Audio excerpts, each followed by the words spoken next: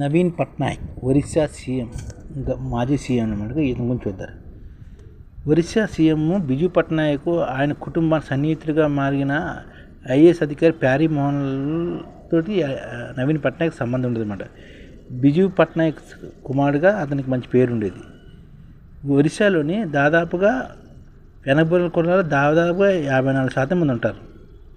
ఒరిస్సా జనాభాలో వెనకబడిన కులాల వారే 54% మంది ఉంటారు. షెడ్యూల్ కులాల వారు 17%, షెడ్యూల్ తెగల వారు 23% ఉంటారు. పట్నాయక్ ఈ 3 వర్గాల్లోకి రాదన్నమాట. నవీన్ పట్నాయక్ ఈ 3 వర్గాల్లోకి రాచారు. అయినా గత 20 సంవత్సరాలుగా నవీన్ పట్నాయక్ ఒరిస్సాలను రాజకీయం చలాయిస్తున్నారు అనమాట. ఓటర్లు కులాలను బట్టి ఓట్లు వేయకపోవడం, కులాలకు ప్రకారం ఓట్లు వేయకుండా నవీన్ చేపడుతున్న ప్రజా సంక్షేమ పథకాలకే ఓట్లు వేస్తున్నారు అనమాట. సంపన్న కుటుంబం నుంచి రావడము, పెళ్ళాం బిడ్డలు వంటి బాధ్యబంది లేకపోవడం వల్ల నవీన్కి డబ్బు అవసరం లేదని ప్రజల్లో ఒక క్లీన్ ఇమేజ్ వచ్చిందనమాట. ఎందుకంటే పెళ్ళం పిల్లలు లేరు కాబట్టి అవినీతి పాల్పడదని ప్రజల్లో ఒక మంచి పేరు వచ్చింది నవీన్ పట్నాయక్. నవీన్ పట్నాయక్ ఢిల్లీ పెద్దలాగే నవీన్ కూడా డెహ్రాడూన్లోని డూన్ స్కూల్లో చదువుకున్నాను అనమాట. ఇందిరాగాంధీ రెండో కుమారుడు సంజయ్ గాంధీ నవీన్ పట్నాయక్ క్లాస్మేట్ అనమాట. నవీన్ అన్న ప్రేమకు వివాహమైంది, కానీ నవీన్ బ్రహ్మచారిగా ఉండిపోయారు అనమాట. ఆయన the garden of India, the second paradise, the desert kingdom అనే 3 పుస్తకాలు కూడా నవీన్ పట్నాయక్ అనమాట.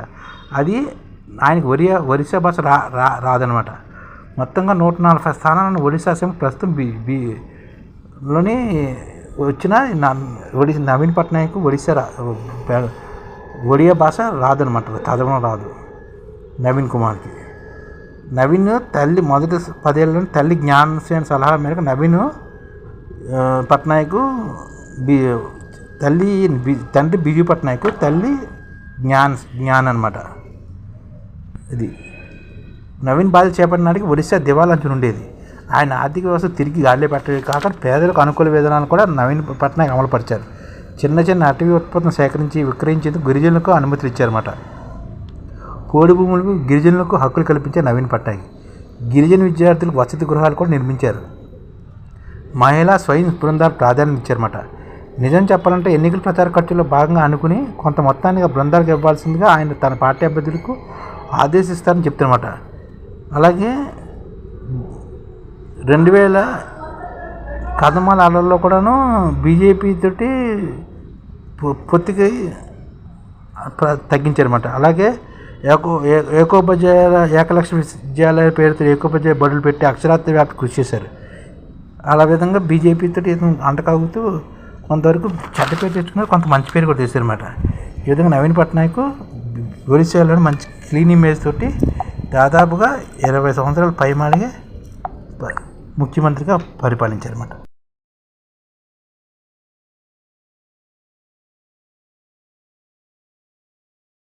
ఈ ఛానల్ ముఖ్య ఉద్దేశం ఏంటంటే, మన తెలుగు రాష్ట్రాల్లో 1 కోటి మందికి సంఘటిత రంగాల్లో ఏ విధంగా ఉద్యోగాలు ఇవ్వవచ్చు, కనీస నెల జీతం 30,000 వరకు ఏ విధంగా ఇవ్వవచ్చు, ఏ విధంగా చేస్తే ఉద్యోగాలు సృష్టించబడతాయో వివరిస్తూ ఈ ఛానల్ వీడియోలు వస్తాయి. అలాంటి వీడియోలు మీకు కావాలంటే మన ఐడిఎఫ్ భాస్కర్ ఛానల్ని సబ్స్క్రైబ్ చేసుకోండి.